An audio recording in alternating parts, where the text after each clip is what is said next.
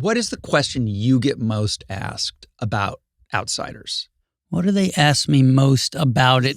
I guess, I mean, they'll ask about the burn, like the, wow, yeah. They'll ask about like the makeup and that, and the fire and that stuff. I did that. That's a youthful intrigue. Like how'd you do that? How is that done? More so, besides, is Cruise cool or not? That comes up a lot. How's Tom? Yeah, how's Tom? I love it. Really like? You and Tom, the only people in theaters. in movies right now. You and Tommy. Side by side. The Outsiders are fucking undefeated. Yeah, that's right. That's right. Do you remember when Tom removed his tooth? Yeah, I do. Yeah. He was part of his character. Okay, so let me ask you this. Whenever I see Tom doing these amazing, just beyond insane it's stunts. Hard not to say insane, but it's I look baffling.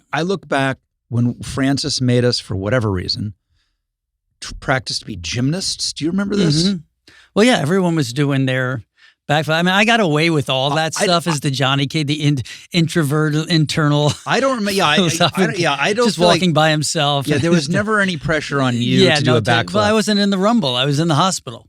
That's what it was. But there was a lot of pressure on us to like learn backflips and do all this shit. And I don't know if you've ever learned a standing backflip. It's hard. It's scary as shit. No. And of course, there was only one person. Off the diving board into the pool when I was young. That was like my version, because it was always a soft landing. Well, Tom was the only one who did it. And if you watch the movie's playing and then the movie just stops. And there's a shot of Tom doing a backflip for no reason. Right. And then the movie continues. That's right. But I realized that's where it started for him. Yeah. 100% that's where it started. For sure. And then he was quite driven from day one. I mean, that gentleman had a plan. Right? He really did. So it's not just me. It's not, it just didn't. I'm not misremembering. No. Very distinctively, it was happening there. And he has the backflip and he comes up grabbing the back of his head, because I'm not so sure he stuck the landing, but the car, it was out of frame. And by the way, maybe it's a Texas switch. Could be. I don't think so. Oh my God! But it does have a Texas switch. It's a very Texas switch. Yeah, so Texas switch is. Explain that. My favorite Texas switch ever, and I watch this all the time. Is I'm obsessed with 1970s television show openings. Obsessed with them, and my favorite one Hawaii is Five-0. What is that? Well, that's the best one ever. Right. That's amazing. Yeah. But there are also some that are ridiculous, and my favorite ridiculous one is SWAT. Yeah. And it's shot of a van, just a van going down a street. Oh my God, I can't believe it. And anyway, and each one of the SWAT guys comes out and does some gnarly stunt. And one guy dives through a window, falls out of frame where he's obscured by boxes. Mm-hmm. And then what's clearly the actor who did not do the stunt pops up. Right. So Texas Switch is one of stuntman. It's the best. Yeah. So maybe Tom, let's start a rumor right now. That it was a Texas Switch. That Tom Cruise actually doesn't do his stunts. And we have the evidence. And the evidence is The Outsiders. Right. We'll go back. It's kind of tough with the current footage that is playing on your feed right now of him not wearing a parachute, but just the burning parachute. Just when you think you've said it, the burning, I know. It makes my stomach hurt. It's incredible. Anyway, all right, enough about that. I'm joking. So you're still a Springsteen fan, I'm assuming. Always been. Always been, and yes, from day one. Yeah. Did you? I mean, because I know Swayze, myself, we were big Springsteen guys. Were you a Springsteen guy at that point, or just getting into it? Yeah. No, for sure. Because it was The Clash, Adamant, and Bruce, and Cheap Trick. I had going on the onset. I had my big boom box. Adamant. And Matt was into The Clash. And Bowie. Yeah, Bowie. Yeah. And T-Rex. Yeah. But Springsteen's, always. I've never met him. I know you're friends. Never met him. Come on. Never met him, and my family's pissed at me about that. But I'm not that guy. There's also, it just never happened. I mean, I've seen him 1,000 times. Yeah, no, 1,000, and not quite, but I've seen him a bunch. Went to the Broadway thing twice. I actually sent a note backstage. for my wife saying, "You're sending him a note backstage," because he's underscored my entire life.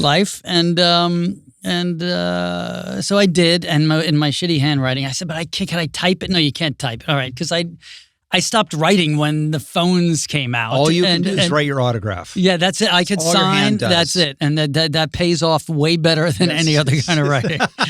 But so I did send a note backstage, just a respect note, not like, "Hey, can we meet?" It was that, right?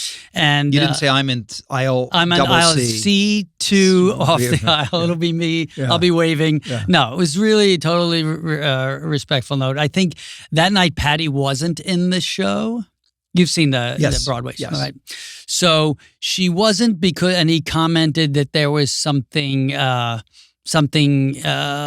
on with one of the kids. He said, I think his comment was, I thought at this point I'd be participate in an advisory position, but for some reason now we got to go in full Monty. So we're dealing with this crisis. So Patty isn't here. So maybe there was something going on. How great! So I never heard back, but I'm just my God, what a career! Just listen to the song. The Wrestler came from the movie The Wrestler. Just a gorgeous, the One-Trick Pony. Just a gorgeous piece of. The story for that. He got. Yep, I know all about it. He got boned on the Oscar. Yeah, that's ridiculous. Because what is it? The rule? It has to play within the narrative. Yeah. It can't just be credits. Right, but I guess Philadelphia played in the narrative. It's some weird thing. Says someone who's been boned by the Oscars on. Well, it wasn't the Oscars, but I did a movie called Behind the Candelabra. Yeah. And my character Jerry Weintraub. Is it another connection? Michael Weintraub, I know you're listening. Yep. Yeah, he is. Yeah, he's with Ted right now listening. He's with Ted. Sarandos. But there was a screen time limit, and everybody else won every award, and I won absolutely nothing. But I just remember your face. Yes, it's awesome. It was fun. Yeah, what a great fun role that must have been. So you don't have to carry it, but you could come in and kill, add the color. It's awesome. That's what I'm looking for now. After all this awesome franchise stuff, and God, I mean, the Karate Kid, just that. From 1984 to now, how many movies, television, and that it's relevant for almost four generations now. You could have your grandparents and your nieces and nephews all watching a piece of that same thing. And I kind of was the Luke Skywalker of that, that franchise. But to that type of role. You're the less angry at George Lucas. A little bit less. Mark Hamill. Yeah, that's what I am right now. Well, give me a week. Right.